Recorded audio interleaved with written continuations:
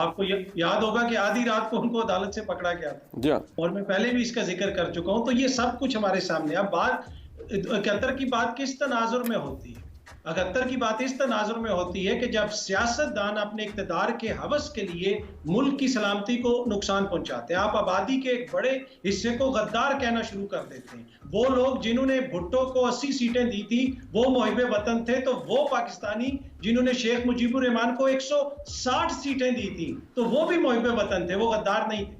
ये मेरा कहने का मकसद है। अब आप यहाँ पे जो 9 मई में मुलविस हैं उनको जरूर सजाएं दें, उनके ऊपर मुकदमात चलाएं, लेकिन जो करोड़ों उनका वोटर सपोर्टर है आप सबको कह रहे हैं गद्दार करार दे रहे। फिर जो है उस्मा बुखारी साहब ने ये भी कह दिया जब आपने क्वेश्चन पूछा कि वो गायब किधर हो जाते हैं, उन्होंने जिस तरफ इशारा दे दिया कि जनाब खुदा ना खास्ता शायद कोई और गायब कर लेता है। अब आप खुद बता दें कि ये कौन इदारों को यहाँ बदनाम कर रहा है, कौन बहस को उस तरफ लेके जा रहा है। असल तो इशू ये है ना कि बहस को सियासी मैदान में रखना है।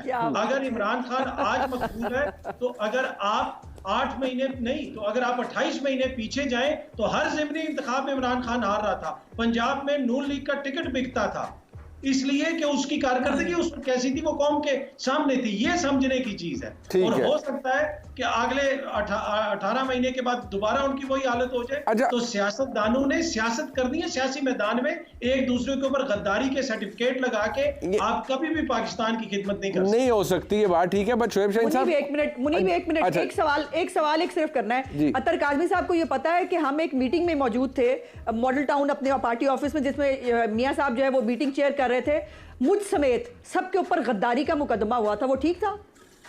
वो बिल्कुल गलत था। हम गद्दार हैं।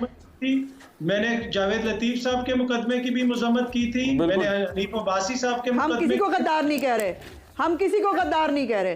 मैं हमेशा इस तरह के करता हूँ, कोई जमात खुदा ना खास्ता पाकिस्तान में गद्दार नहीं है। अच्छा वैसे बिल्कुल ठीक है, पॉइंट आ गया अतर भाई, पॉइंट आ गया, लेकिन ऐसे लड़ना नहीं चाहिए। बिल्कुल ठीक है। शोएब शाहीन साहब क्या ही अच्छा हो शोएब शाहीन साहब कि देखिए गलतियां हर एक से होती हैं ना, बहसियत सियासी जमात ये रियासती जबर की वजह से एक बात तो बड़ी ठीक की, पीपल्स पार्टी ने अपना वक्त भुगता, PMLN ने भुगता, आप आज आपकी जमात आज भुगत रही है, तो क्या ही अच्छा हो कम से कम गलतियों का इतराफ़ सारे कर लें।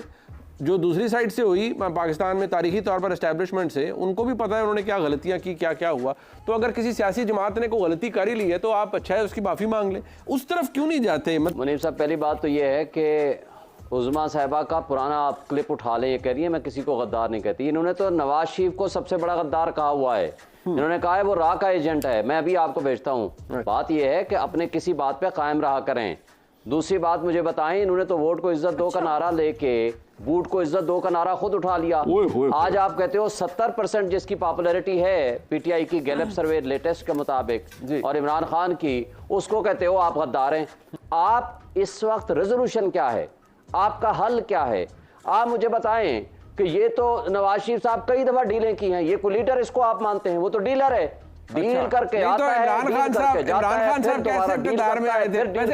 एक बात शोएब साहब मुझे बताएं, बूट को इज्जत दो की बात आपने की, क्या आपकी जमात ने बूट को इज्जत नहीं दी? मैं ब्लंटली पूछ रहा हूं आपसे, क्या आपने नहीं दी 2018 में?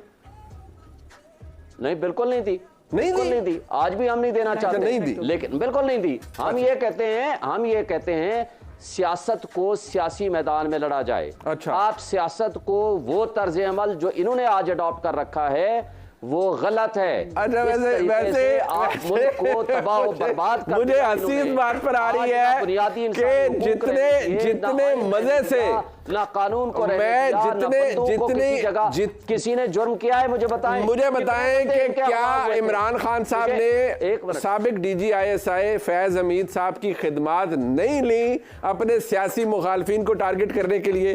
क्या जस्टिस जावेद इकबाल जो कि चेयरमैन नैब थे उनको ब्लैकमेल करके अपने सियासी मुखालफिन के खिलाफ नहीं इस्तेमाल किया गया? तो ये बूट को इज्जत तो मैं सारों ने दी। अदर भाई मैं आ रहा हूँ, एक सेकंड, मेरा जवाब ले लें। जी जो चेयरमैन नैब को अपॉइंटिंग अथॉरिटी थी वो नवाज शरीफ साहब ने लगाई थी। अच्छा। और जो चेयरमैन नैब, आप लोगों में से किसी को नहीं उठाया गया और ना ही कोई बेचारा कोई इस तरह रोता धोता घर वापस आया है जो आज PTI के साथ हो रहा है?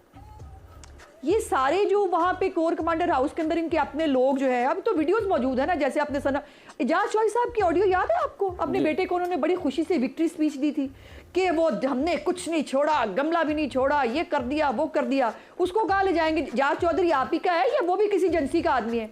इन्होंने ये भी बात की, अगर आपको याद हो, एक तो उनके इदारों की जो है वो जगहों पे हमले किए, शहदा की जो है तंसीबात जलाई, उसके बाद आके कहा ये एजेंसियों ने खुद किया है, ये खुद करा रहे हैं। वो इमरान महबूब एक बंदा था, उसकी वो सूट पैंट पहना हुआ, उसको बड़ा चलाया, उन्होंने कहा देखें ना जी ये जो है ये एजेंसियों का आदमी था, वो इनका अपना कारकुन था, वो आज भी अंडर अरेस्ट है। इनकी जियो फेंसिंग के जरिए जो JIT की रिपोर्ट आई है, जो उन्होंने चालान जमा कराया है, वो जब सामने आएगा पता चलेगा। उसके अंदर एतराफ़ी बयानात मौजूद है उन बच्चों के जिनको वहां पर रखकर इनकी ब्रेन वॉशिंग कर रहे थे आप, जिनको आप तैयार कर रहे थे। और ये पहली दफा गए GHQ ये कोर कमांडर हाउस की तरफ। आपको याद होगा जिले शाह जो एक ट्रैफिक जो है हादसे में जो है वो बेचारा शहीद हुआ, उसको मिलने के लिए कोई तैयार नहीं था, उसकी लाश का भी तमाशा बना के उस वक्त भी चल पड़े थे। हसन न्याजी साहब जो है वो लेकर लोगों को वहां से, उनको फिर जो है वो जब आगे फौज वाले नजर आए तो उस वक्त वो वापस निकल आए, क्योंकि उस वक्त हुक्म नहीं था कि चढ़ दौड़ना है। चढ़ दौड़ना तब है जब इमरान खान के ऊपर कुछ हो जाए। और इमरान खान वो तो खुद देखिए, मुझे ये बताइए जो लोग अब बयानात दे रहे हैं वो कर रहे हैं। पहले तो मैं कई दफा कहती हूँ कि सियासत कमजोर दिल हजरात का काम ही नहीं है। एक तो हमने 9 मई किया नहीं था जो आपने बता दिया। दूसरी बात यह है कि राना सनाउल्लाह ने क्या वाकई राना सनाउल्लाह की गाड़ी से हीरोइन मिली थी जो जिसके ऊपर आपने सजाए मौत का केस बनाया था, उसकी जो है उसकी बैरक के अंदर चीनी फेंकी जाती थी कि उसको चूंटियां काटे।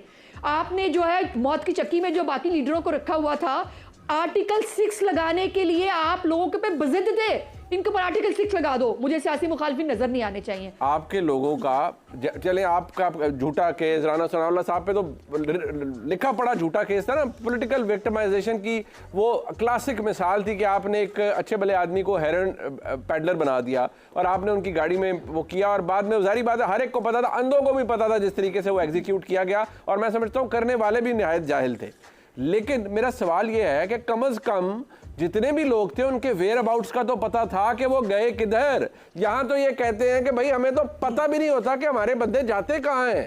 बात ये है कि ये इनकी मेहरबानी है ना, ये जो जिन लोगों ने कह दिया था कि हम ए पॉलिटिकल हैं, हमें पॉलिटिक्स में मत घसीटो, ना जाते ना, उनको जो है जलाने के लिए ना जाते, उनको घसीट के दोबारा वापस ना लेके आते। मुल्क के अंदर एक लाइन सेट होने लगी थी, वो ना करने देते। आपने जब किसी के घर के ऊपर जाकर हमला करते हैं, आप भी वकील हो मुनीब, जब आप घर पर जाके हमला करते हैं फिर सेल्फ डिफेंस क्या होती है ना सेल्फ डिफेंस, उसकी प्ली ली जाती है ना। दूसरी बात जो मैं इंपॉर्टेंट इस हवाले से करना चाहती हूँ, शेब शाहीन साहब हो, उनके साथ मुख्तलिफ टॉक शोज में मुझे वास्ता रहता है, और जो है वो अगर अब अतर काज़मी साहब के मुंह से मैंने वही 71 की मिसाल सुनी है।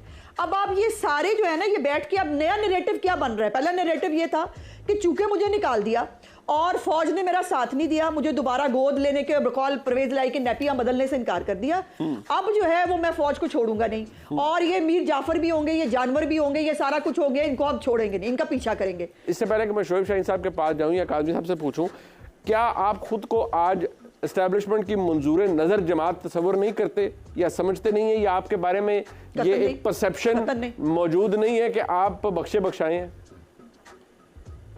नहीं, कतन नहीं। कैसे बख्शे बख्शाए?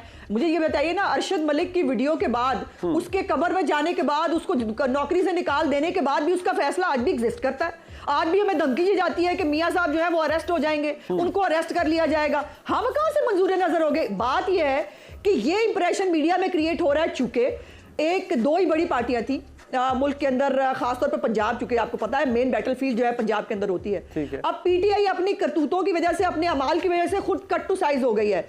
तो अब हमारे पास एक ऑप्शन है, और पाकिस्तान के अवाम के पास एक ही ऑप्शन है, जो जिसने पहले भी मुल्क को जो है, ये मैंने कहा, ये मुल्क उजाड़ने वालों में से है, ये मुल्क को आग लगाने वालों में से है, ये मुल्क में फितना फसाद कराने वालों में से है। इस वक्त मुल्क को बनाने की जरूरत है, मुल्क को दोबारा खड़ा करने की जरूरत है। और एक आपने इंट्रो में बात की थी, मैं इसका जरूर जल्दी से जवाब दे दूं। आपने कहा कि नया क्या कर लेंगे, जो है वो 16 महीने में नहीं हुआ, नया ये होगा कि 5 साल का मैंडेट होगा। नया ये होगा कि IMF का प्रोग्राम हम खुद जो है वो अपनी जो है वो निगोशिएशन के साथ करेंगे। नया ये होगा कि पाकिस्तान के अंदर फितना फसाद जो है वो पाकिस्तान के अंदर जो है वो अपनी अपनी सजा भुगत रहे होंगे, और पाकिस्तान को दोबारा ट्रैक पर ले जाने की कोशिश हो गया। ये आपका पॉइंट आ गया, बड़ा एक्सटेंडेड जवाब है। मैं अब शोएब शाहीन साहब को और अतर काज़मी साहब को मौका दूंगा एक ब्रेक के बाद। 2 वर्सेस 1 उन्होंने कहा कि मैं बिल्कुल